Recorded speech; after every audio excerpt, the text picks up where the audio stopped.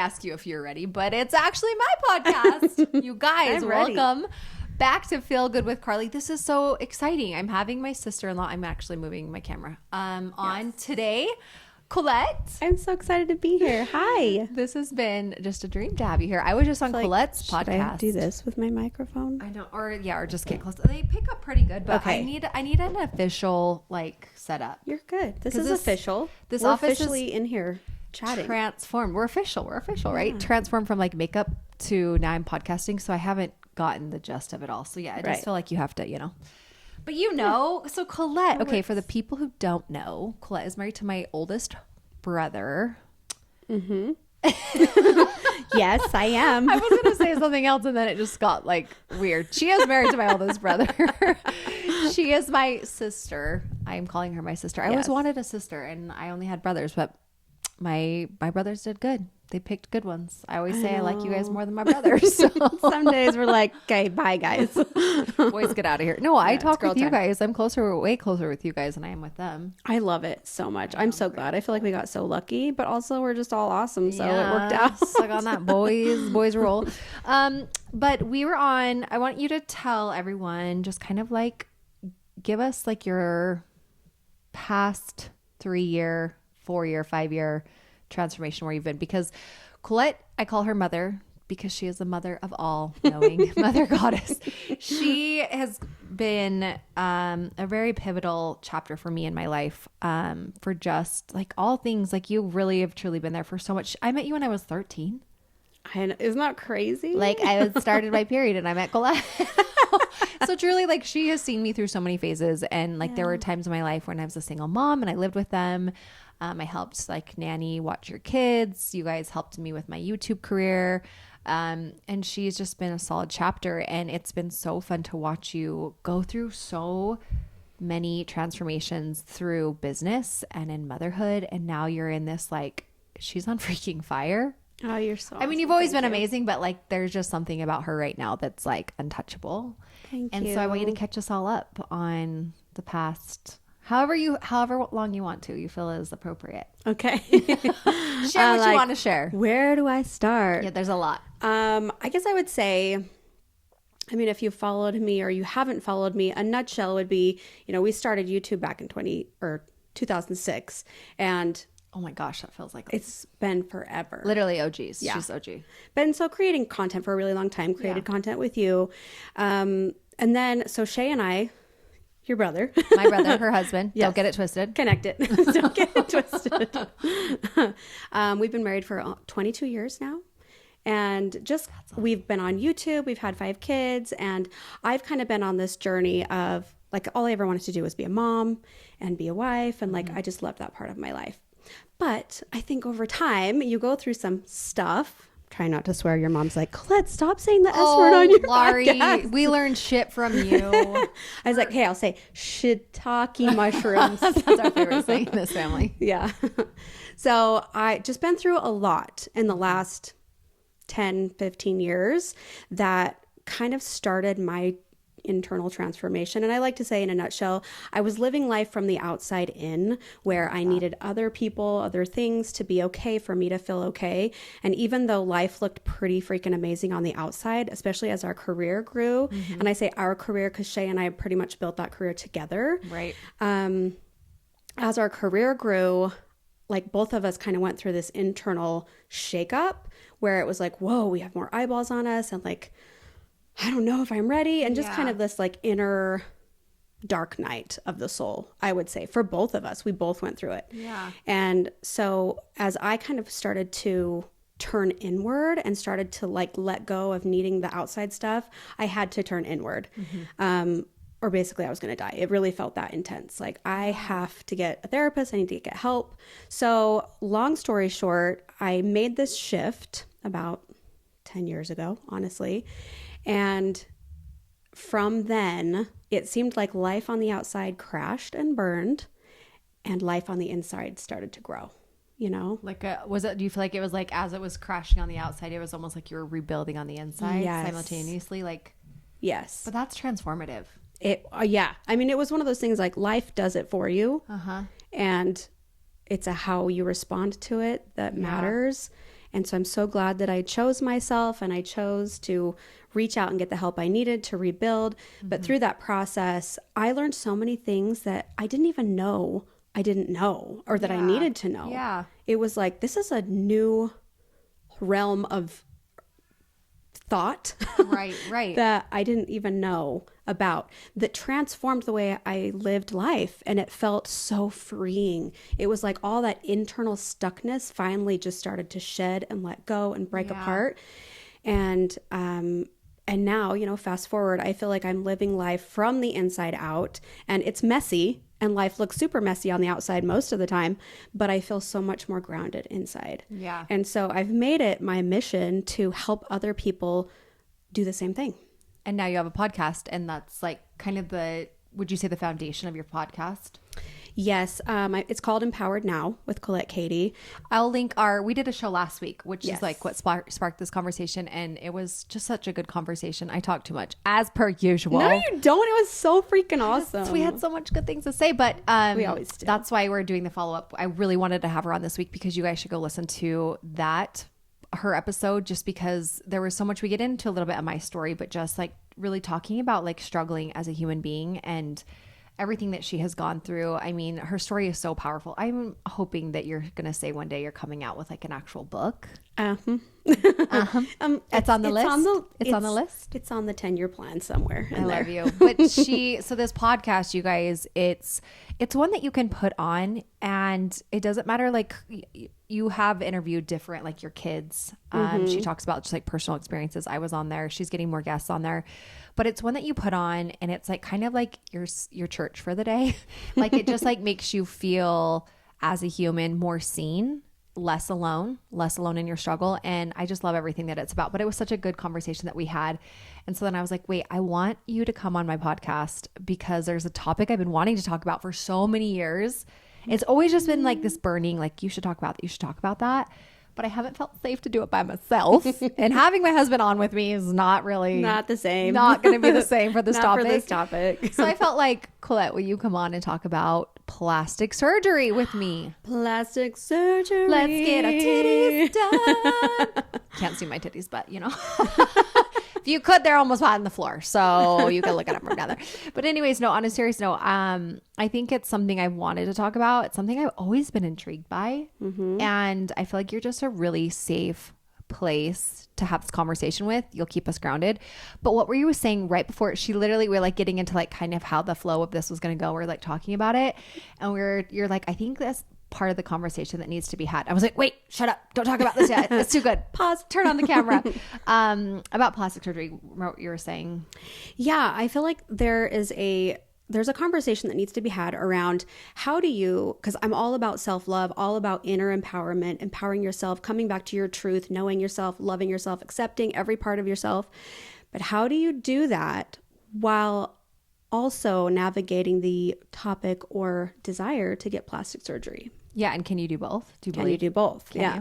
You are mother. You tell us. Can you do both? Oh, I would love to know what these guys think. Tell us in the comments before we start this conversation what your thoughts are about this. Yeah, and it'd be interesting to actually know like where you sit with this topic before we really even like get into it. And if your mind has changed at all by then. And my goal here today is like, I'm not trying to convince anyone of either side, of pro or negative.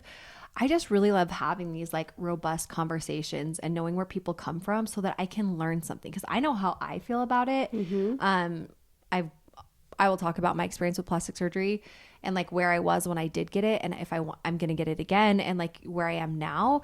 And I also opened up for people to give us like their thoughts and opinions, and it was what I expected. But I do think that there was a couple in here that really stood out that I was like, oh, that's good. We should include that. But I think the first thing I want to get into with plastic surgery is, it's always surprising to me that people stereotype the type of person that gets plastic surgery. Oh yeah. And I think that's easy to do, because I think like I even had this idea in my head that it was like for hot porn stars, or not hot that you're hot if you're a porn star. Well, why not? Well, I mean, you probably are. But you know what I'm saying? Like it's like, or like movie stars or models or people who are like on this really super viewed under Right. like a what's the word? Not Like a superficial, why are words like science? You put it underneath a beaker. What is it called? a microscope. Yes. Under a microscope. Oh, please help me get through this. I'm so sorry. You're good. People that A have a lot of microscope. eyes on them. Yes. Yeah. I think my relationship with like the thought of that was like, oh, well, yeah, of course they want to change their body. They're under this like highly viewed, very picked apart, microscopic lens of how the world sees them. And so, of course, they wanted changing and fix things. But then as I got older and I learned about boob jobs, I was like, well, I want one of those. Right. And it was before I actually even really needed one. I had pretty great boobs, which I wish could go back and slap my 18-year-old self. And be like, I know, they're right? fine. But I think I've always been like a little gay for a good set of boobs. Like I've always thought breasts were so beautiful, like so beautiful. And I always was just like really drawn to them. And I don't know why. Isn't that funny? I feel the same way. Even Yeah? like with Disney princesses when they have like the low cut, I'm like, Yes. oh, that's so pretty. And the boobs are like on the collarbone, which I would know nothing about anymore. But when they were, I just always thought that looks So really pretty. beautiful. So anyways, okay, so this is good. This is taking me down where I want to go. So these thoughts and societal, how they draw beautiful women up. Right. Do you think if we lived in a world where plastic surgery wasn't even an option, it wasn't even on the table, that we would feel any kind of inkling to want to change that about ourselves if we didn't think it exists, if it didn't existed? I think there's so much more to it than whether plastic surgery exists or not. Uh-huh. Think about Barbie. Like even just the toy of having a Yeah. Barbie, like her body was like this perfect Mm-hmm. in air quotes, picturesque of a woman. But if you look back like in the 1920s or like earlier than that in the 1400s, like a picture of a woman would be more curvy and like Yeah. soft. And Yeah. so I feel like it's more societal stuff. Like even if it didn't exist, but Barbie still existed or that kind of idea in modern culture existed, we would still want To change things? to change things. Like if you didn't even know that it was an option to get your boobs lifted up, or like people even who have like really large breasts who want smaller ones because like they're causing back issues, or just, like I've had bigger boobs like the latter 5 years of my life, and I'm so ready to like just downsize them. I'm doing this with my hands, pushing down. Go down. Down, calm down, small, shrinking. Would we even know? Would we even like be tempted? You know what I'm saying? So I'm trying to like Yeah. envision this world where it's like, do women feel this pressure to want to change our bodies to look a certain way because we truly are attracted to that? Or because like somewhere in this culture of like just life, it's just slowly and surely been ingrained in us that like that's the modeling that we would connect with as being beautiful. Do you know what I'm saying? Yeah. Am I making sense? Yes. I feel like it's kind of both. Like I feel like if it wasn't a thing that like we knew we could do. that there would still be people that look at others and think, I'm supposed to look like that because she's Yeah. popular. Like comparison's always been a thing. Yeah, it's always going to be a thing. Because I think back to even in high school, I didn't think that plastic surgery or cosmetic surgery of any kind would be something that I would want to do or anything. But even just back then, looking at other girls in school that were popular, I want to be just like them. Look at her cute little body and her tiny little waist, and I still wanted that. Yeah. So do you think guys do that? I don't know. This is a good question. This is a throwback, but do you remember Jenna Marbles? If you're an yeah. OG YouTuber, Oh, yeah. one of my favorite videos. I love Jenna. She's a really nice person. She was on the Moms U. Yeah. I thought we were so cool when she was on we had a show Yeah. together with our other sister-in-law, Kaylee, and that changed a lot, but there was the core Moms U was us 3 sister-in-laws, but we had Jenna Marbles on, and I thought we had really made it when she came on our show, and it was because I had watched her videos. We were badass guys. Yeah, we did make it. Jenna was on our show. We're still making But it. one of our funniest videos was like what girls think when they're having sex versus what guys think when they're having sex. And the narrative in which she filmed was like from a woman's point of view and like what thoughts she was having. And the whole time it was just her literally self-deprecating. Like, oh my gosh, so true. look at my right? thighs. Oh, if I'm in this position, look at my belly is hanging. And it just, and like, you know, she was like going through these, it's inappropriate, but it was hilarious because it's, for me, it felt kind of spot on. And she's like, oh, I should go to the gym and do more squats, or, you know, she was like going through these women's thoughts. And then she filmed it from the guy's perspective. And he was like, oh yeah, look at it's so big. I bet she's loving everything of this. And I'm like, I'm not trying to be sexist, but for some reason. It's so funny. It's true. We're more why are women so much harder on to ourselves? Tear ourselves down. Yeah. And it's, sure. I don't know if this is true, but like, did you ever watch Mad Men? I actually didn't. Oh my gosh, that show drove me freaking mother effing crazy. It's so sexist.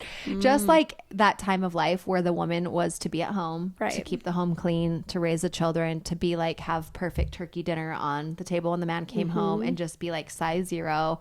And I'm sure, I mean, Mad Men is probably not the standard, but I'm just like, when did this start in this culture of like women are to be viewed and put on this for like viewing pleasure? Right. You know what I'm saying? Like, when did, like, has this always just been a part of? That is such a good question. If you listen to Colette and I's episode, Cavemen, women be pretty. I know, right? Does like, it go when did all it the way start? back then?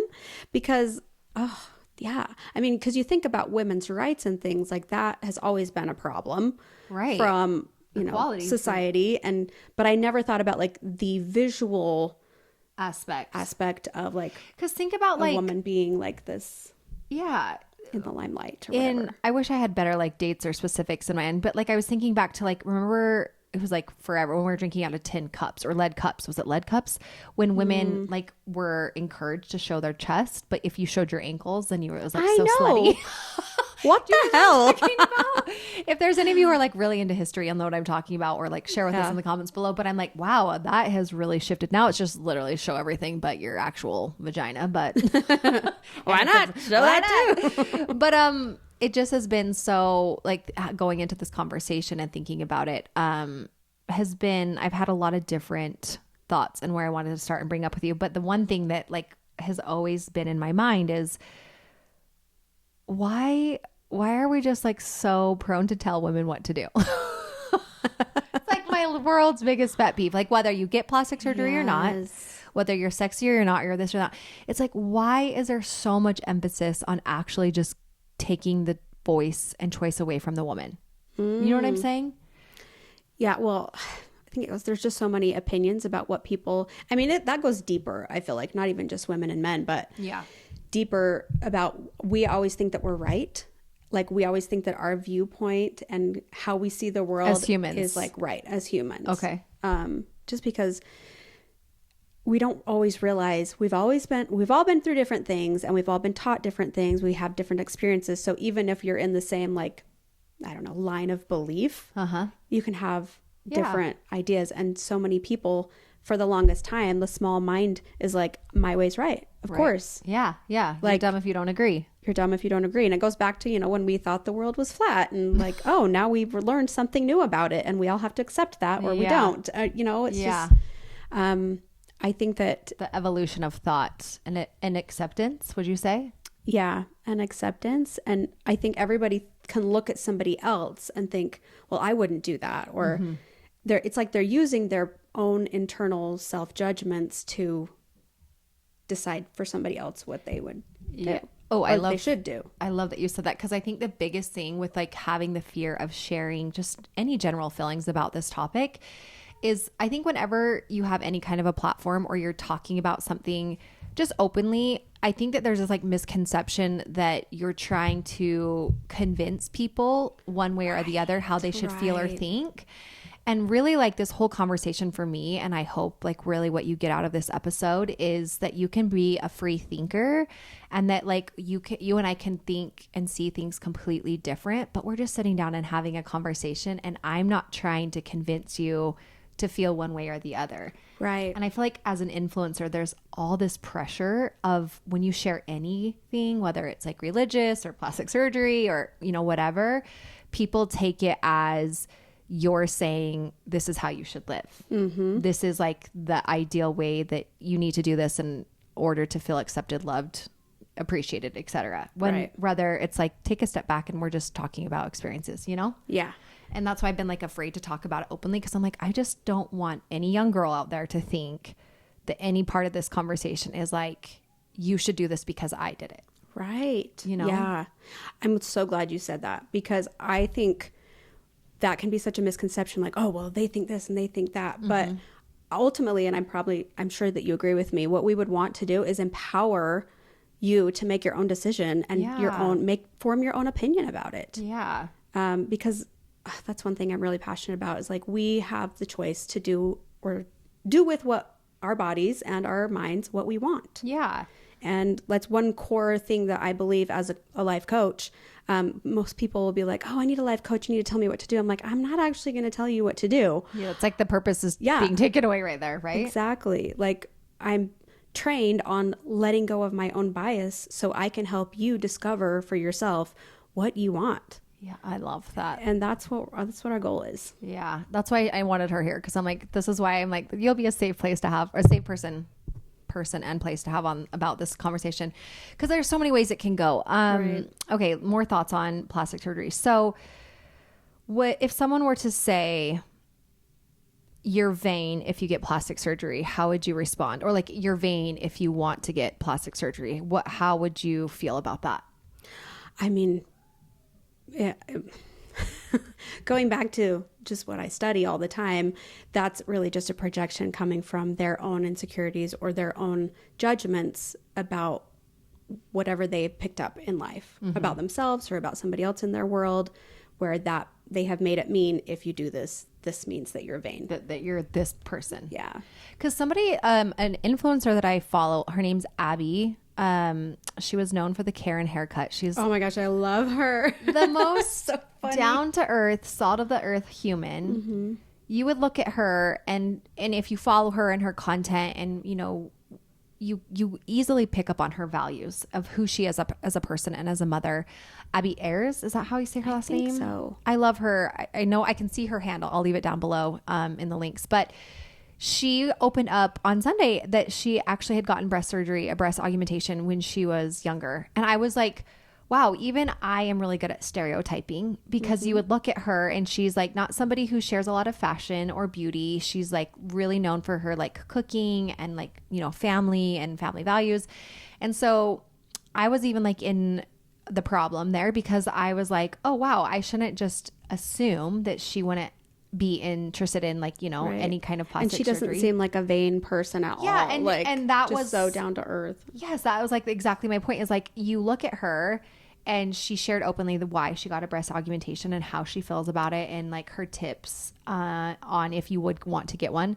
And I loved how honest and raw and vulnerable she was. And something that she said I totally agreed with, which I've kind of always gone back and forth in my mind, and I still haven't like settled on how I feel, is if you get any kind of plastic surgery, that it's not going to fix the problems that you have inside already. So if you're already insecure and struggling and like just not in a good place, like mentally, that going to get plastic surgery isn't going to be the fix for that. Right. She's like, it did make me feel more confident about my breasts, but it's not going to fix like if you're depressed or if you're having bad self-image, but then part of me, that's where I get conflicted, because I'm like, okay, I also got a breast augmentation when I was like, I think I was 23. These puppies have been in there a while. I need to check on them. But I got it because, one, I've always loved beautiful breasts. And after I had Cooper and breastfed, I lost a bunch of weight and my boobs just looked completely different. And so I almost wanted to restore what was there, but maybe with a little more emphasis. Right. And I got them, and it didn't change my actual, like where I was at mentally. I did feel more confident about my breasts in general. Like I felt like, okay, that problem solved. But it didn't fix like my actual self-perception of myself. Right. And that's the part, like when Abby said that, I was like, she's so right. Like it didn't necessarily come in and like fix that I probably will always struggle with my self-image in some way. I just always have my entire life, before I had a boob job, after I had a boob job, but I did feel more confident about my breasts. So if someone were to come to you and say, how do you, like, where do you fall on that? What would your response be? Like, it won't fix your insecurities, but it will make you more confident in that area. Does that feel like conflicting? No, I mean, it makes sense to me. And I guess if I were to explain it from like, it does fix it on a surface level, on like a Band-Aid level, which, cause I haven't shared this before. Are you gonna? I wasn't gonna say it. It's your thing. I'm taking a big drink of this hydro jug before she drops this bomb. Carly and I actually got our augmentations at the same time. Yeah, we're both under the knife at the same. The same time. At the same time, like, hold my hand. No, we went in together. We're like, can we have a 2-for-1? We get 4 boobs for the price of 1. Yes. But it was different doctors, weeks. different experiences, Like but a like week the same year. Yeah, I think. yeah, within weeks of each other. I'm proud of you. That was very brave. That I told. Yeah, I told a Do you feel secret, sweaty? guys? No, You feel good I mean, about it's been. I think that back then I was so nervous to tell people because I was afraid of the judging. Totally. I mean, we got so much judgment over all sorts of shit. I was like, I don't need another reason. Imagine for people that to on hate the on internet. me. People have opinions about something. People have opinions. That's great. It was actually after Barack was born, and you have to wait a year. So I like pretty much the year after Barack was born, I was ready. You have to wait a year, so technically to be done breastfeeding before you have an augmentation. Right. Augmentation. Am I saying that right? Augmentation, I think. Oh, thank you. I'm really emphasizing the you. I don't know. Somebody correct us in the Keep comments going. below. Augmentation. You're right. You're right. See, now I'm going to get in your head. I'm doubting. Yep. You said it right. I was wrong. Sorry. A year after Brock, then you got. Yes. Because I felt the same way. Like I had nursed 4 kids, you know, and they were like nothing. I joke that they were like little sacks, like, you know, plastic sacks from the grocery store that are empty. Yeah. Or like put like a golf ball because there's some weight. Well, I don't know. No. It almost felt like they were concave and then a boop. Yeah. Yeah. And again, we're speaking of our own experience. Yeah. We're not trying to. No judgment. Like, I love my body and I wished that I loved my body like I do now back then, but I didn't love my body because I got the breast augmentation. I just want to make that clear. Like the internal love, yes, I loved them and I was so happy. I was like, oh my gosh, I feel pretty again. I feel like I regained what breastfeeding took from me. Right. And I feel like I got lucky too because I was able to nurse the second child. And I know some people would be like, well, how selfish of you, because it's not a guarantee that you'll be able to nurse if you have another baby. And you can call me selfish. I don't care. But I'll come for you. I just really felt like I felt so like my self-worth was really low about that part of me. And I did feel like, you know, having sex was like, oh, don't look that. Yeah. And so I did feel like that would help. And it did. And I felt like, wow, I really love my boobs. And I'm just grabbing them right now. So, you know, because I love them. If you're listening to this, please put your hands over your boobs in solidarity. Solidarity. With Colette and I. We love our breasts, okay? And I was just really, really grateful that I could get them. Yeah. And I was really lucky that I was able to still nurse Daxton afterwards. And it actually made them even more natural. So I've always been grateful for my experience there. But it didn't fix the internal like self-worth issues that I would have later in life. Right. When I really hit that dark night of the soul that I was talking about. That didn't fix it. I had to go inside and do the internal work and do, you know, work with my therapist and my coaches and my own internal work. Yeah, basically to heal that. Yeah. But I think in answer to your question, and now I'm trying to go back and remember exactly how we're covering asked it. it. No, I love it. This, if you don't speak squirrel, you can't be in this room because I'm all over the place. You're much, much better and more fluid and consistent with your thoughts than I'm always like, what? Squirrel? I don't know about that. Oops. Brock, I love our conversations. We could do this every day. We cover a lot. We could host a show together and it would be so fun. Titties and self-love. And other people would be in the comments like, wait, go back to this I know. part. Well, it's good. Help us. Keep us on track in the comments because we'll keep the conversation going. But you were talking about after you had Brock, you just really wanted to like restore that part of you that you felt like wasn't you anymore. That is something that's like, we need to talk about that more because this is what's bullshit. Some women they're like golden retrievers. You're kind of this way. You're kind of annoying. You have children and your body is unfazed. You've had like a litter of children and you like very little damaging has been done. I'm not saying damaging. We love our bodies after our babies. No, but like that's the idea. That's the vibe. Sometimes we feel like we're damaged when we're stuff not. happens. I don't mean that. We're not damaged, but it's a feeling of like, wow, okay. I feel like we also need to add in the idea of change because you were talking about how you said a comment earlier that you said, I think I'll always have. Oh yeah, just self-image issues, no matter I think what. I'll always have self-image issues. And that made me think about, it's because we're always changing, especially as women. Damn it! I thought I would. I do feel like.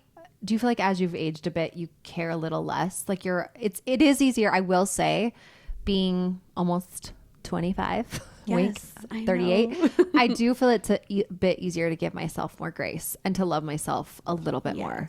Oh, for sure. Because when you're young, you're just, but it's also hard because everybody's experience is so different. I went through a very intense, abusive, physical, emotional relationship. And so I don't know if that played a large part into where I am now and like some insecurities that I still have. And I know that it did. Right. And then I attracted those, more of those relationships in my life. But I also felt like I was just conditioned to be insecure because I love my mother, but my mom is that way. My grandmother is that way. It's like a generational thing. It's a societal thing. Yes. And so it's like, okay, this is why I love this conversation because I very much I don't care. If you want to get plastic surgery, I love you no matter what. And I can resonate and understand why anybody would. I also, now that I have daughters, this might make me emotional, or like thinking about my perfect, beautiful nieces, if they were to come to me and say, I want to change this or do that, I think for the first time I could see myself being like, wait, what? No, you're great. You're perfect. You have no idea. Obviously, it's not my body. You have the choice, but that's like what is throwing me is like, I wish, and I'm going to confess something. I wish that I was brave enough to just authentically be like, I don't want to change anything about myself, but I'm not. And I get it. and I don't know, it's because like, I know it is because we live in this world and we're constantly like, I want to feel beautiful. I've always wanted to feel that way. Even before I started my career on that online with lots of opinions, I've always wanted to feel pretty, doing my hair, taking care of myself. That's always been really important to me. And I love that. I love that like girly part, feminine part of me. I watched my mom do it, my grandma do it.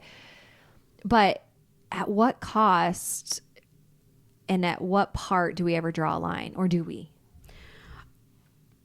That's a very good question. This is like the surface level of, I have so many thoughts. We've got to get through them all. So jump in at any time because I'll just keep going. I know. Because I also see beauty on a gradient scale, and people might not agree with this, but there's people in these comments here who feel like the world would be a better place without it. Basically, you don't need it. Right. And I can 100% agree with that. But then it's also confusing because when you look at the world of beauty is always wanting to change us. We want smoother skin. We want more pores. We want a freckle pen. We don't want freckles. We want bushy eyebrows. We want thin eyebrows. Like, it's always evolving and changing. It's always asking different things of us. But it gets confusing on when people want to have such harsh judgments about like plastic surgery when they're using whitening toothpaste. That sounds crazy, but this is how my mind sees it. Beauty is like on this gradient scale, right? Like there's all these different ways you can change yourself, and there's some that are very minimal, very small. It's like a 1 on the beauty scale. You want whiter teeth, okay? You use whitening toothpaste. Right. You're brunette, but you want highlights, so you go put bleach on your hair. That's on the gradient scale. Right. You want longer eyelashes, so you get eyelash extensions. You don't have eyebrows, so you get the microbladed. Is it like, do people start drawing lines once it gets more invasive? Probably. Yeah. It's like, no, I wouldn't do that though. I might get my lashes done, but there's no way I would cut my boob open and stick a jelly bag filled of silicone in it. That sounds dramatic. Not organic either. Is that FDA approved? But you know what I'm saying? Like, if you really step back and look at it, and you look at like changing our appearance in any form, is it not the same? People are going to argue, but I see it as the same.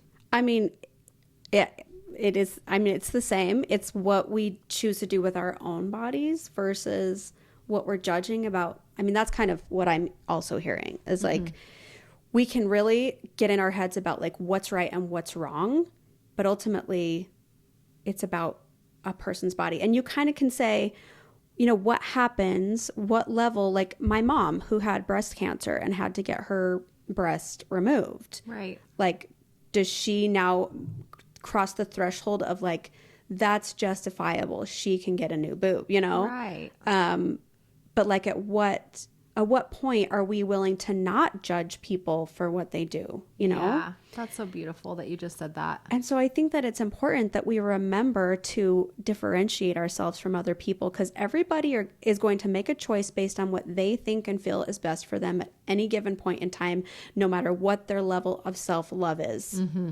And I think that's why I try to empower my daughters to, okay, if you think about you want to do something with your body, what are you wanting? What is the feeling that you want to have by doing that? Oh, I love that.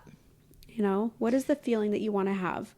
And notice if there's an empty part of you that feels like it'll give you more enoughness or more self-worth versus versus is this something that is loving to myself, right, that will make me feel better? Right. Because I think that's something that's also discussed in the comments, is like, if you're doing it, you need to understand like your why. And like, are you doing it for somebody else? Are you doing it because you think like, oh, well, society will view me as more beautiful? Are you doing it because like you feel the pressure from like maybe the people you hang out with or the person you're dating? And I love that, because like I truly feel like I got my boobs because I loved boobs and I was sad I didn't have them anymore and I wanted them for myself. I love boobies. I love titties. Seriously, I love pretty boobs. I will be the first to be like, I love a good pair of boobs. But so then, okay, so mine have been in like, I don't know, 15 years, going on 15 years. And at a point, I'm like, I want to get these taken out. Like, I feel like they're too big. I kind of want like a redo. So I did go to Dr. Chitty. He's like the guy to get into in Utah. And we had like a 2-hour visit. It's actually a funny story because I thought I was done having kids after Lenny. So I went and saw him, made a consult, paid like the 10% or whatever to secure my spot, because I was going to get like, we're going to do like a revisit on the boobs.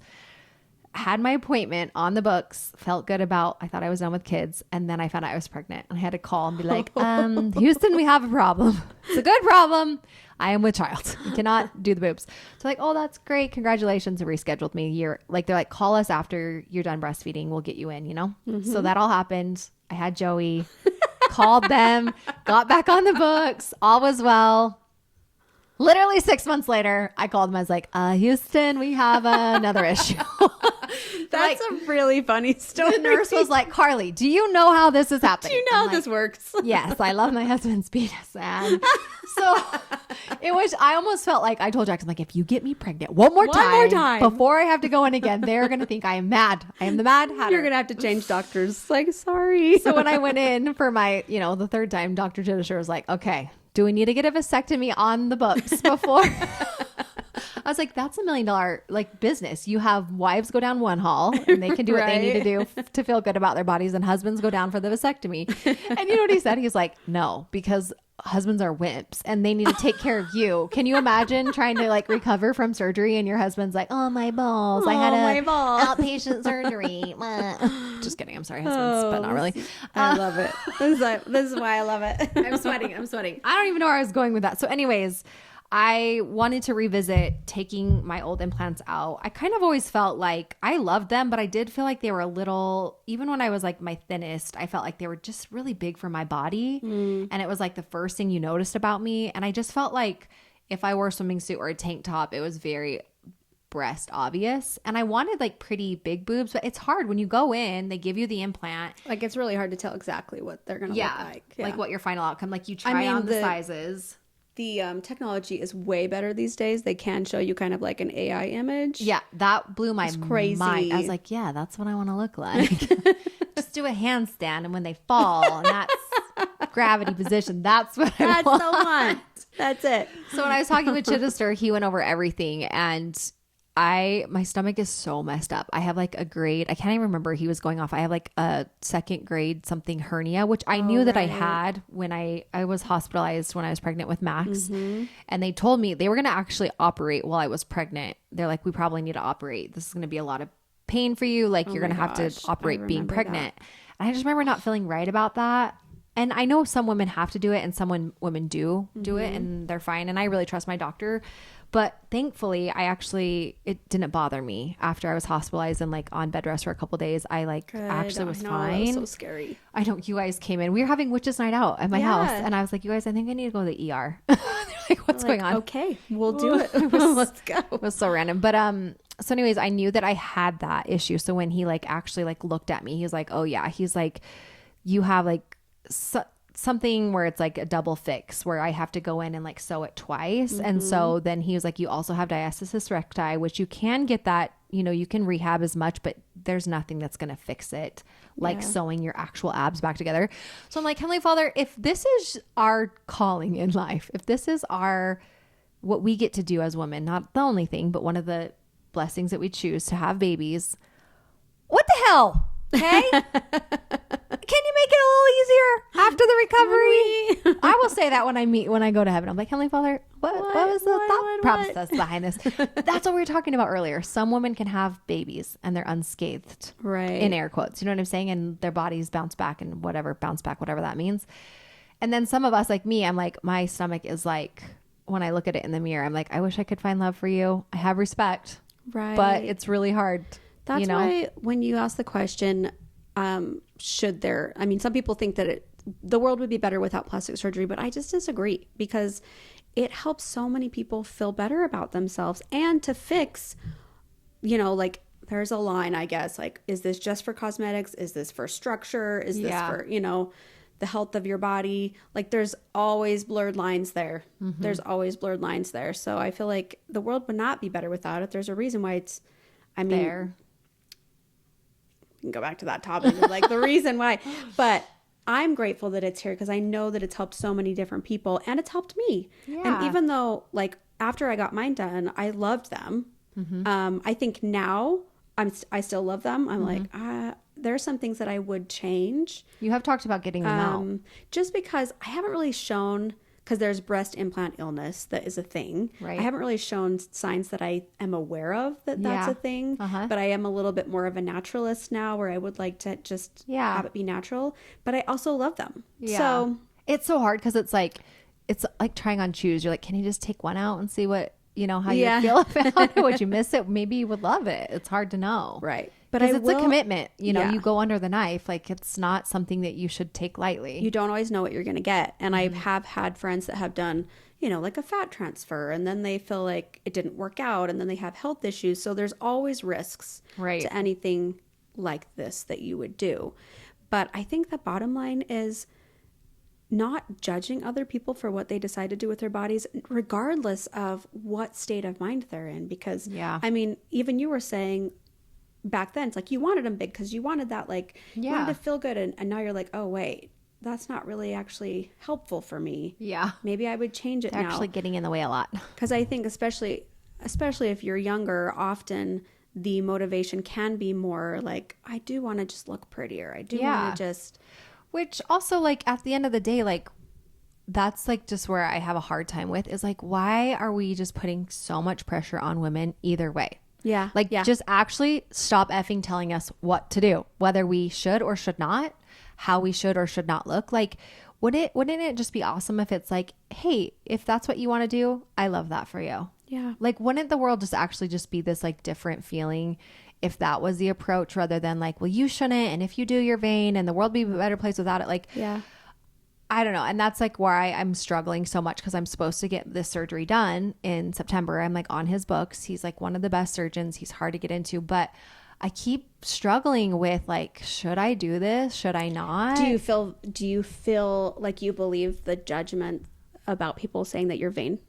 Like, is there a part of you that believes that? Yeah. I mean, well, but it doesn't bother me because I know that my intentions aren't like, I think that there's relationships with everything, right? Like, I think you can be in a toxic relationship with your looks. And I think that when your focus with your looks becomes more important than your family and your values and, you know, your relationships, and like, that's number one, I think it's out of balance. And that's where you need to check in with yourself. You know, like if you have an eating disorder, it's the same thing. It's like you're so, and the thing with eating disorders is they can come from a lot of different places, but whether it's like shopping, I feel like for a while I had for sure had a shopping problem and I had to address the issue. Like why? Me too. Why do I just want to shop so much?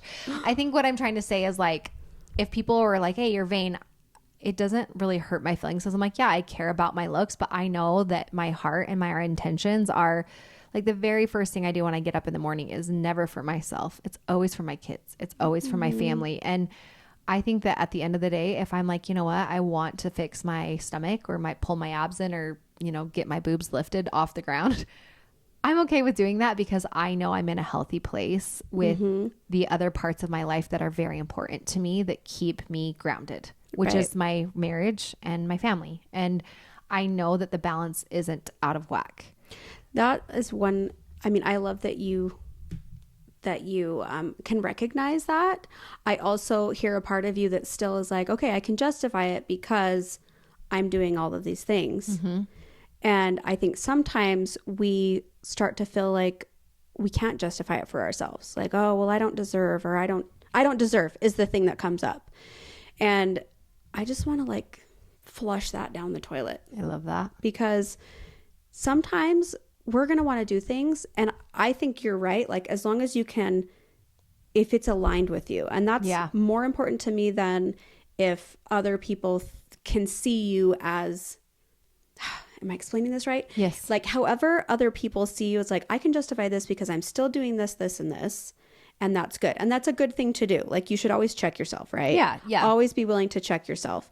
But I also feel like if I can look at my own internal values of like what I want to create in the world, how I want to show up, and obviously those change, but just look at your internal values, what feels aligned for me, regardless of what anybody else outside of me thinks, says, or does, any opinions that they might have, what feels right to me. And that's really hard to do sometimes because we're always thinking about what does this person think? What does this person think? And that's one thing I was really grateful for Shay for when I did it. He was so hands off. He was like, poor husband, whatever you want to do, babe, I love you no matter what, you know, like well, never just think about like gave me an opinion because he knew. Damned either way. If your husband, that's what Jackson said. He's like, I don't feel like I can have an opinion on this because it's not like I'm going to be like, yeah, go get the titties. You'll look better. Or he's right. He should not have opinion on it. Or it's not like I can be like, don't do that because then I'll be viewed as controlling. He's like, so whatever. I'm like, oh, does that mean then you're also going to pay for it if you don't have an opinion? You're very neutral about this. Well, there were so many things you were saying. I think what the vanity thing, it's a call out, right? When someone like puts a statement on you, this is how my brain takes it. I like to check in with myself. Like somebody yesterday commented on my freaking Easter photo of my family and told me that my shoes were ugly and tacky. And I was like, first of all, I really love these shoes. They're super cute. I felt so confident and so great. And so it like gave me this moment to check in and be like, are these shoes ugly? And I was like, well, if they think they are, that's fine because I actually really like them. Yeah. So when people do say that, like, or like, you know, if someone were to say, Carly, you know, you're vain, like you care so much about your looks, it's a good opportunity for me to just like check in with myself and be like, am I prioritizing my looks over everything else in my life that's important? And some days maybe, yeah. And I feel like that's okay because it's also my life and I get to choose. But I know for me, like I feel the healthiest and the most aligned. I think when you said that, that like gave me a trigger of like, yes, I do feel aligned. I feel like I'm keeping things in balance and that feels like alignment for me. And that feels important. And I think taking care of myself in that way feels like alignment for me. Yes. And it feels like, you know, and I know everyone's going to feel differently. And that's why this conversation and this topic is like, I just keep coming back to robust. There's so many angles. That we could hit that could be, that I could actually align with, that I could sit with and be like, hey, I can see where you're coming from when you say this or that. This is kind of squeezing my headphones. Okay. Is there more? There's so much more. Well, there's something I was going to say around that. It's going to be controversial, but I'm going to say plastic surgery or cosmetic surgery is self-love. Yeah. Like there is an angle where that is self-love. Ooh, I like that. There is an angle where there is self-love. It might not always be self-love. It might be, especially if you're doing it for somebody else. If you're like, oh, my husband will love me more if I have big boobs. Like that's not self-love. Do you see what I'm saying? Because at the end of the day, that alignment isn't internal for that person. It's Yes. external. But at the same time, do you have any place to judge that? Hell no, you don't. Take us to church, mother. Take us to mother. Take me to church. Okay, I wanted to read some of these because there's so many more things. There's so many more places I want to go with this, and I've been all over the place. So I'm so thankful for Colette for keeping us on ground, because I love it. You have so many good I feel like this questions is the tip and of the good iceberg. thought, like Triggers. no, just wait. Yeah, things to think about it. Because I honestly see myself straddling this topic. Like, I literally see both sides equally. I can see where people are coming from when they're like, don't do it. And I can see what people are like, do it. Because I have done it, you know? But everybody's opinion comes from some area of their life that's about them. The one thing I can't get behind is when people are demeaning. I just, no matter what, like when people are like, oh, you're a plastic bitch for, Yeah. that was aggressive. Then I'm like, oh, wow, that was rude. Like, I just can't, I can't get behind when people want to name call and demean rather than like, oh, you know, I'm not in the same place with you. I don't agree with you, but like, good for you. Like, those are the people I want in my circle in my life and in this conversation. Well, if you take away the question of cosmetic surgery or plastic surgery at all, like anytime anybody is judging you, and I've had to internalize this so hard if I want to be in the public eye, especially after being through all the shit that I've been through online, anybody's judgment about you is about them. Yes. It's not about you. It's And so you don't hard to even know. remember. Like, it's the cool thing is that if you were able to look internally at everything that makes that person think the way they think and do the way they think they do, you would probably have compassion. Because that would be hard. Yeah, because So they called my shoes ugly because they have ugly shoes. They have some internal judgment that says it's not safe to have this, or it's not, like, for them in their world, vanity equals selfishness, or you know, for whatever things that they've been through or beliefs that they've adopted, there's some reason why they choose to project judgment. And it's see it through not that about lens. you. And that is so crazy because, like, we've lived online for 10 plus years and still mean comments will hurt my feelings, even though I like know, it's you say it mean. so clearly like that. I'm like, well, yeah, of course you're right. But then it's still like, you'll read that one comment and I'm like, my shoes are not ugly. No, it still hurts. Maybe they are. I don't care. I mean, even if I've internalized it, it still hurts a little. And it's like, okay, come It's a back good to reminder, myself though. again. Like, Yeah. come back. They're doing whatever they're doing over there. And am I going to let it stop me from doing what I'm doing? No, Maybe for a minute. maybe. And then we're coming back to me. But you know, also I linked those shoes and a lot of you bought them. So let's just be ugly together. Okay. So I'm sorry if I cute. sent you the bad link. Okay. I want to read some of these just thoughts that I just put up a question box on my Instagram and I was like, I just want to know what you think. Like, check in with me where you're at with plastic surgery. So I'm just going to rattle off a couple. I have a hiccup so we can just kind of like gauge where your feelings are at. So, highest form of insecurity. I'm already beautiful. I just needed a little tweak. Well, that language around it, I mean, I just needed a little tweak. You could explore that. Like, is that self-love? But like, I also don't agree. Like, the highest form of insecurity. No. I think there's, well, here's the thing. I could see both sides because I think some people, the argument is plastic surgery is a form for insecure people to fix something to be secure. I think that's the argument, right? Right. Like, oh, you're insecure about your boobs, so you're going to get them fixed. So now you're going to be secure. And I think the messaging behind that and the idea is toxic.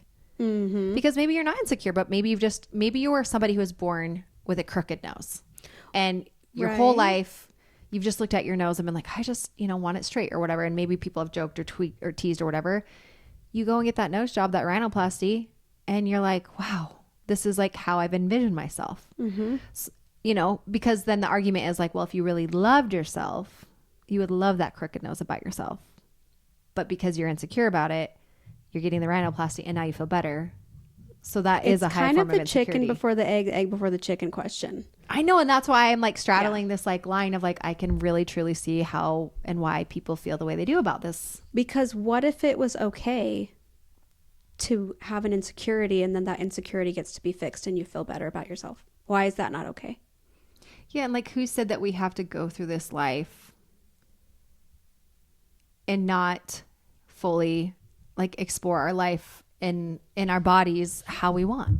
And it goes back to, if I'm born with a cleft palate, and all the children that are born with cleft palates, and we fix the cleft palate so that they feel better about themselves and life is functionally better for them as well. Right. That's another level. Why is that not okay? Yeah. And where do we draw the line?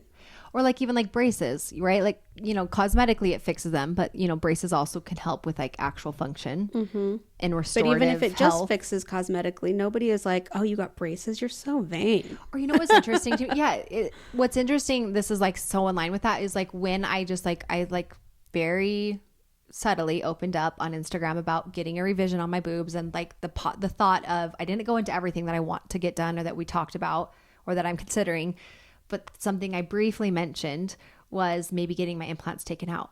And I was so annoyed by the supportive response I had from people like, good for you, be natural, take those out, you don't need them. Because I did feel like, and maybe I'm jumping the gun here. Is that the saying? Jumping, whatever.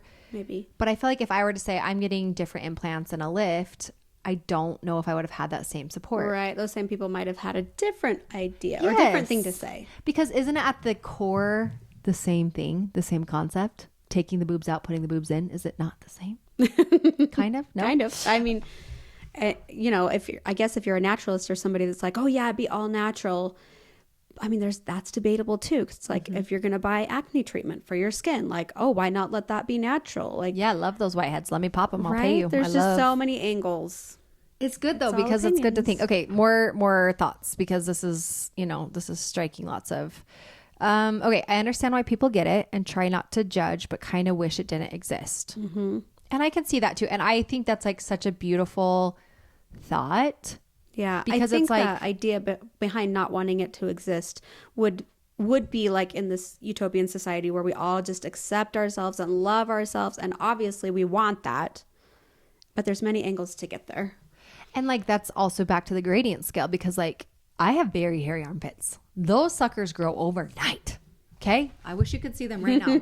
Or like hair on my vagina. I've never loved it. Right? No one taught me that I should shave my Netherlands. I I just know. always like remember being like, this is gross. I don't like the way this looks. Like my mom is she's like not a naked mom. That's what we call it. You're the naked mom or not a naked Right, mom. like you're like open. Like just naked in front of your kids are not. My mom was, I never saw her naked. So I remember when I started getting hairs, I was like, this What? is odd. I honestly thought it's because I had brothers, and that like there was something wrong with my body, and that maybe my body was confused. Oh, you're so So I was like, oh, I'm getting hair on my crotch because maybe my body thinks I'm a boy. Oh, you're so cute. That's what I thought, but I didn't have sisters. You didn't know, yeah. And then of You're course like, I'm oh. like not gonna ask my friends, because what if they didn't have it? So then they're Right. like, you have hair on your vagina. I don't. So So I'd always judgment. shave it, because then I was like, no one will ever know. You know what I'm saying? So then it's like That is kind of the cutest the thing gradient ever. scale. No one will ever know. If it didn't exist, are we gonna shave our legs? Are we shaving our armpits? Are we wearing deodorant? I don't. Yeah. Are we wearing SPF? Are we wearing makeup? Like, you know what I'm saying? So if you really step back and think about this beauty gradient scale, you'll see where I'm coming from. Okay. This one was, thought it was something that I wanted. Oh, wait. Hers kind of cut off. I think she was talking about I should have this more organized, but it was basically, I think she got a nose job. So, thought it was something I wanted till I had kids, and the same features as me now. Oh, she was talking about, she thought she wanted a certain surgery, but then she had kids, and she realized that the things that she saw in herself that she thought she might wanted fixed, she saw in her kids, and she was like, why would I want to fix that when my kids have this feature? I don't want to fix that. Right. And then I was Oh, like, that's a good. beautiful thought, and she loves that about them. And I think that just goes back to like, we're our own harshest critic, Yeah. and it's easy to see our flaws. Yeah. But if that were to be in our children, we would not see them as flaws, Oh yeah. you know? I mean, I think it's easier to look at your kids and be like, you're perfect in every single way, shape, or form. Like, don't ever change anything. But they probably will. Yeah. They're going to have their own insecurities. But I think you checking in with your insecurities and being real about them, I think that's why, like, I started to change my self-talk in the mirror, because I would look at myself and I would tear myself apart when I was much younger. And I mean, I still do it today in some ways, but I'm better at checking myself, because I didn't want my daughters to do the same thing. Yeah. And You can hear my toddlers upstairs. I'm so sorry. no, I love it. sometimes they still do. And I'm like, did I do that? But that's just society. Like, we're going to do that. That's a whole other podcast we should talk about. Yeah. Is the way we talk to ourselves becomes, I think, our kids' inner voice, because then they hear it. You know what I'm saying? Yeah. You have always been very positive and very good with your girls. You've been always very good. Yeah. Someone says the world would be a better place without it. A guy said that, which I thought was interesting. Do what makes you happy and confident. I understand why people get it. Oh, we already talked about that one. I say do what makes you happy, but don't do it for someone else. This is the one I wanted to get to. She said, I had a nose job at 17. Best thing I could have ever did. Total confidence boost. And I get that. Like, why live in, this is like the line it straddles. I'm like, it sucks that we live in a world where people have to be sucky and say, oh, your nose is crooked, or your nose is big, or your boobs are flat, or whatever. But isn't it kind of awesome that there's like, you can fix it if that's something that would mean a lot to you? Right. But I also see both sides of the coin where it's like, it sucks that we live in that world. We can't change that. So do we lean into the plastic surgery and get it, Well, that's why I have a lot of internal conflict. Can you tell? I love it. I can keep arguing both sides.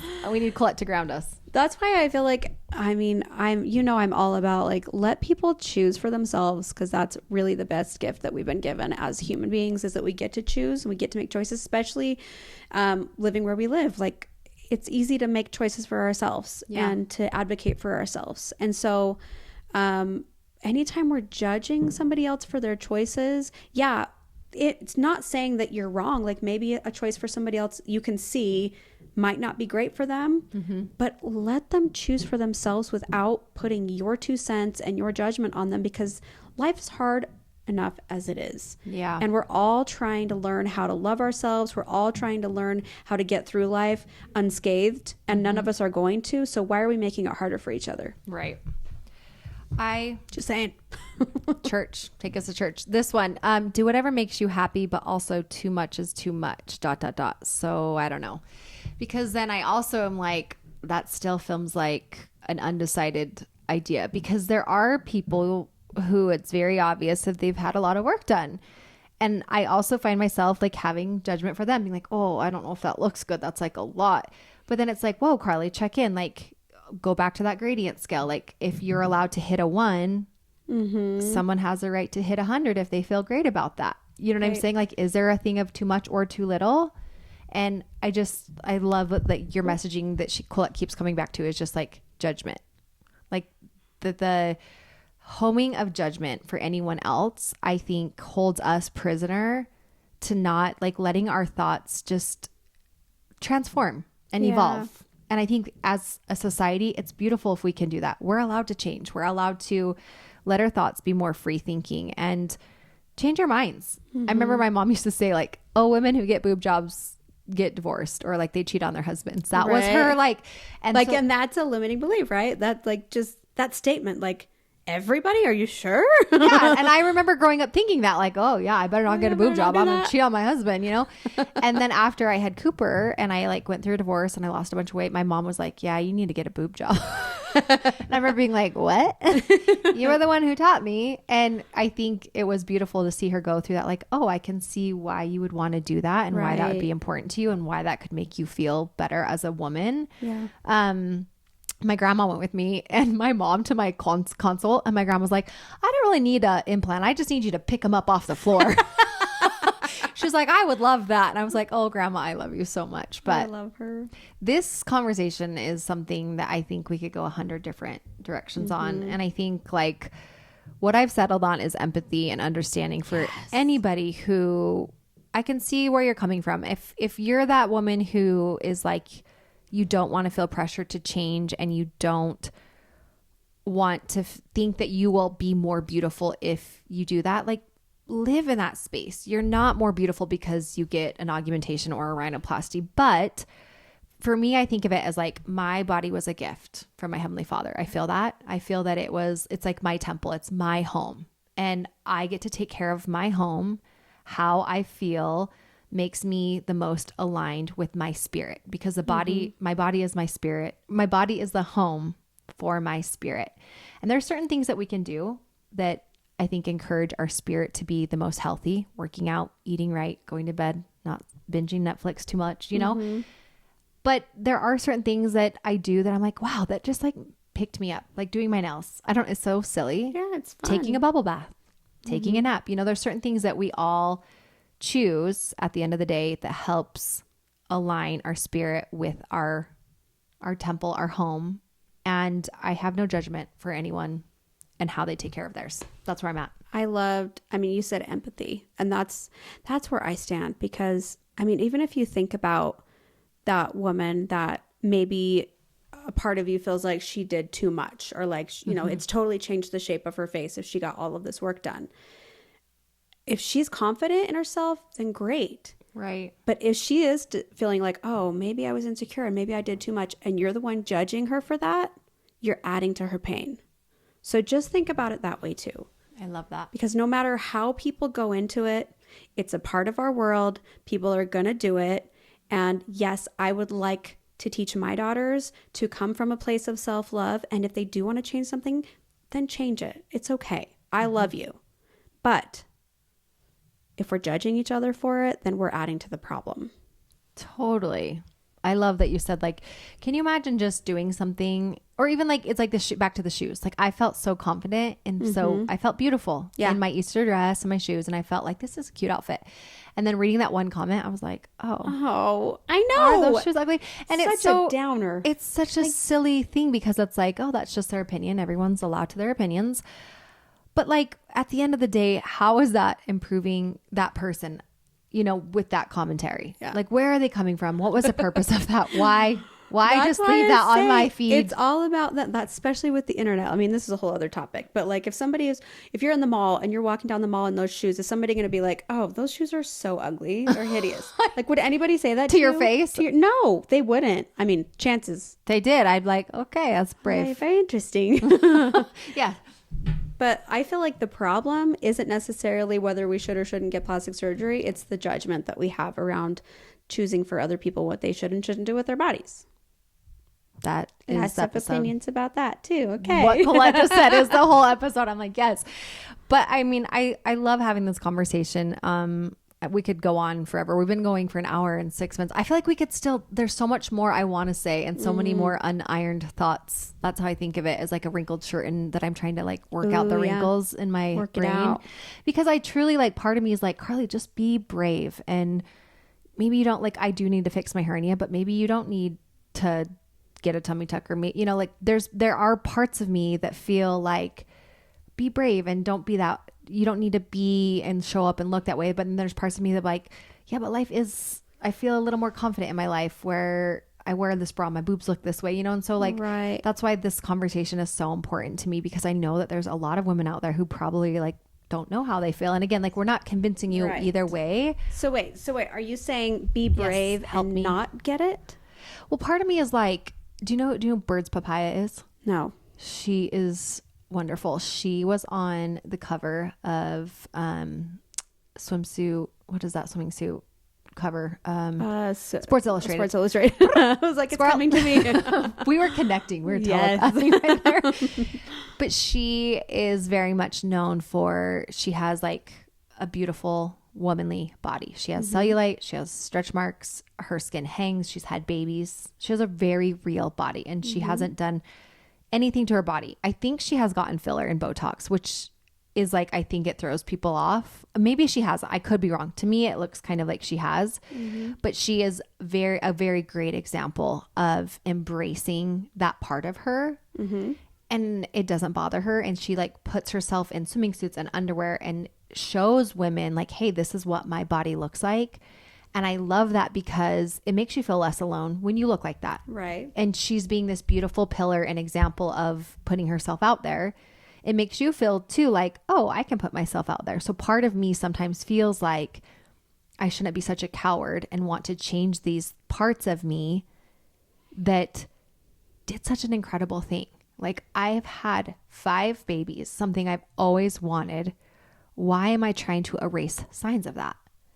But then there's parts of me that are like, I think I would feel happier if I wasn't always stressed out about how my skin is hanging over my pants. You know what I'm saying? So it's like I battle with that truly. Like I struggle with that because I feel good about both of those. A little more scared to embrace not changing myself.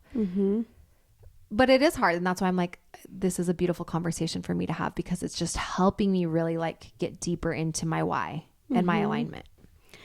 I heard in there that there might still be some self-judgment. Oh, there's a like, I am a coward if I do it. And I think it's because I'm afraid that maybe I'm afraid of what people think. And maybe it's like I'm holding my own self. I'm judging myself either way. I feel like I'm a coward if I do it, if I don't change, or if I do change. And that maybe it's silly if I do get the surgery. Am I making sense? So it's like I am just being a dick to myself. Yeah, maybe a little bit. But I'm mad at myself either way. I'm like, oh, well, if you get the surgery, it's a lot of money and that's just being a coward. Like just be brave and show up as you are. But then if I don't change, I'm like, oh, but then I have this skin and then you go into that like, yeah, I totally get it. self spiral. Yeah. I mean, what I would want to do is coach you around those beliefs about, am I a coward? Like, can I absolutely know that that's true? Yeah. I'm a coward if I get it. This is why I need to work with you. And we all need Colette. And even just Mother. If you close your eyes and think about nothing else but you and God, do you think he'll judge you? No. And like that feels good to say that. Yeah. But like, is it so silly because it's plastic surgery? You know what I'm saying? It's not silly. We get to feel good, and self-love gets to look any way that it looks.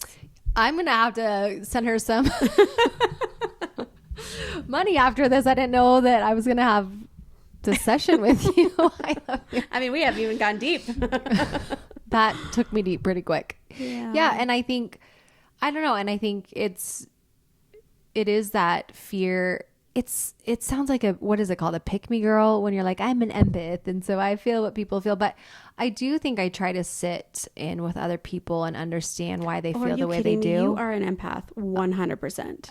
Yeah. So it's like, but it gets in, I think it has handicapped me from making my own decisions because I try so hard to sit with everyone else's feelings that I forget about my feelings. Yeah. And that is one of the shadow sides of being an empath is that you care so much and you do kind of lose yourself sometimes, and other people's feelings become your responsibility.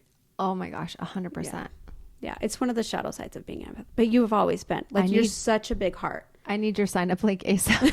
I don't know if you can take me on, Glenn, a lot.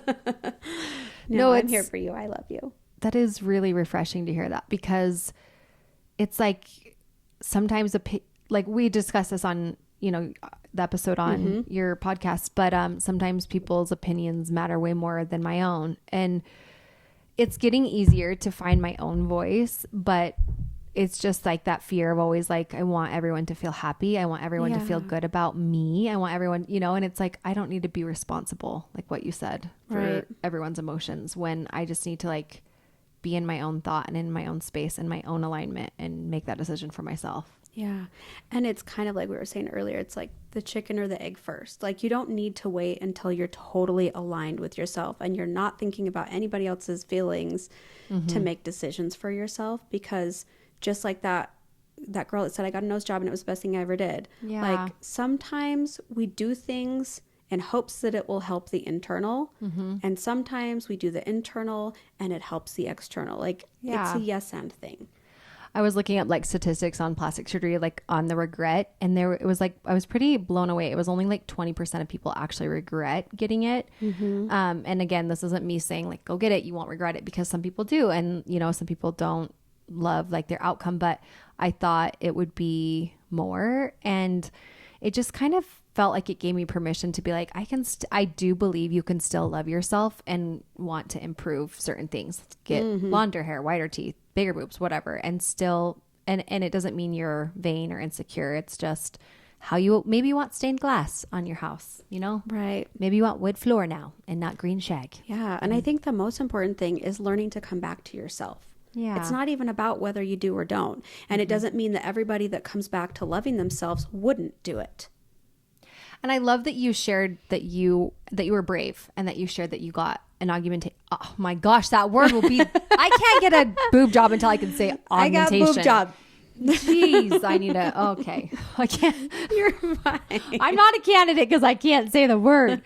But I love that Colette was brave enough to share that with us, because I think if you were outside looking in, you're not that person who embodies vainness, or that you're obsessed with your looks, or that, you know, you're not that stereotype that I think a lot of people want to put someone who gets a boob job into.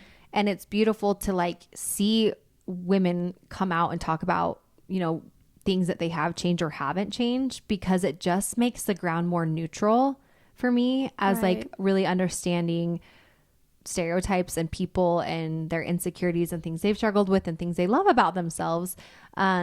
And just like seeing how everyone owns like their own alignment. I just keep saying that word because you said that earlier and it just felt so right. Yeah. So thank you for sharing that. And on the podcast, that was brave of you. Well, I feel like it's interesting that we were talking about it, because you're like, I'm like, I haven't ever shared that. I don't even know why. I know. I just feel like so lucky that you're saying it here today. I'm like, I mean, for a long time, I purposely was like, I'm not telling people. Yes, people noticed when I had it done. They're like, oh my gosh, she just got a boob job. I'm like, not saying anything, you know, because I was scared. I was really scared of the judgment. Fair. And possibly because I wasn't totally aligned inside of myself either. I felt like, oh, maybe I am vain. Maybe I am selfish. Maybe I am this. But you know what? I felt better. I did feel better. Yeah. And it's not going to be that way for everyone. And that's why I say you got to go with your own internal alignment. And it's okay. And it's okay if you make a mistake too. Like, honestly. Yeah. Because some people do get it and they're like, oh, I did that for the guy, or I did this and now I'm not happy or whatever. But we learn by making our own freaking choices. Right. And I will preach that all freaking day long. Especially with your children, like they'll learn by making their choices. We do our best to teach them what we believe is good, but ultimately empathy and love is what heals and what connects us. And so get off your freaking high horses. Yeah. Let people make their choices. Yes. Give the power to the people. Okay. That's what we're here for. Did you just snap? Were you snaps for Colette? What's that? Is that Legally Blonde? I don't even know. I'm when bad. she goes, the bend and snap. Yes. And then it snaps with our new Our titties. So I don't know. Stay around. Maybe in September we'll get the surgery. We won't. I don't know. No, I'm feeling good about it. I just really love having these conversations where, I don't know, it just feels like it makes you a more well-rounded person to hear insight. And I do love hearing from you guys, even if you're like, don't do it, age gracefully, you know, like I can sit with you and understand why and where you're coming from. The ugly shoes, I cannot, because those shoes are cute. Rude. You can have opinions. You don't get to be rude. Okay. There's a difference. So know that. Yeah. But People I guess are going to be rude. I guess that's your choice still too at the end of the day. But just for the record, my shoes were ugly one more time. Last word. Okay, It's well, in. you guys, this has been an episode. We've covered a lot of ground. I know, I love it. We were blessed to have Colette. She's so full of You're the wisdom best. and purity and just goodness. You are mother. That's what I'm getting you. I'm going to make you like a plaque or shirt. She is mother. I gotta show you more of my shadow side. I don't know. There's none. I've known you You're long right. enough. Well, you guys, make sure I'm going to leave Colette's podcast down in the notes below, and places to find her on social Instagram. You're a TikTok girly now. Yes. I don't know what the hell I'm doing on. TikTok. I text your I don't daughter. either, but I'm there. I'm like, Avia, how do you there be for cool it. on TikTok? What do I do? What's the She's move? very cool on TikTok. She's legit in all areas.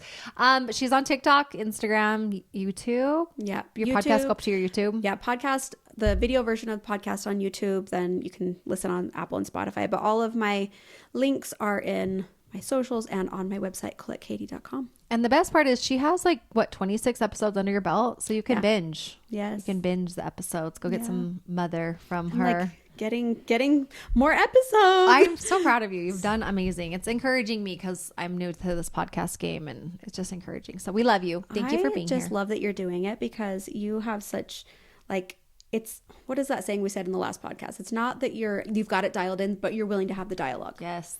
Because there's so many conversations that don't get talked about. And that's why I started my podcast, because like I said before, I learned so many things I didn't even know I needed to know, that I want to talk about it.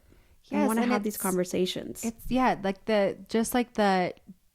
boldness and the braveness and the willingness to have conversations where it's like I just envision like if we were to go to lunch, what would we talk about? These things. And these things matter because after you leave those lunches, you just feel better. You're like, oh, that filled my cup. And sometimes moms, our cups aren't filled because we're just pouring into everyone else's. So whether it's titties or just feeling better about yourself as a human, okay? We're going to cover it all. No judgment. Yes. Leave some love for Colette down below. Make sure you guys check out our episode it was last week's episode. And you upload on Tuesdays? Is that your podcast uploads? Tuesdays. So by 10 a.m. Subscribe, turn on automatic downloads for Colette's podcast and mine. Leave us a review, and I would love to know your thoughts if you want to add to this conversation. Yes, all opinions are welcome, even if you're judging. We really want to understand where everybody's at. Shoes, whatever. I'm going to leave a link for those damn shoes. Everyone go buy them. So I'm going to have to freaking do an ice thing tonight. Oh, yeah, I tagged. Oh, that's another. Yeah, what? Rude. Words are hard. Ice bucket challenge is coming back around. I was tagged by my teenagers. It was 50 degrees when I did mine. Yes. I said the F word. I had to cut that out. It was cold. And Cannon and Cooper, my son's friend, put our full ice into my water. Oh, did it hurt? I told him, I said, pour it nicely. And Cooper's like, Mom, I'm like, just like, don't pound it on my head. And I had just washed my hair. Nice. It's so funny. If you watch the video, I plugged my nose. I was like this. I probably will too. My nose. So anyways, I tagged Colette, but I told Cooper, I'm like, like the awareness is great. It's for mental health, but unless you're donating, it's then just what's the point? I think like the awareness is great, but like we need to be donating too. So I'll put that video up, and then Colette has 24 hours to do hers. I know, I've got like 7 hours left or something. Oh my gosh. Let's go do it right now. All right, you guys, we love you. I'll see you next Wednesday for some more Feel Good with Carly. Yes, bye everybody. Thanks. Mwah.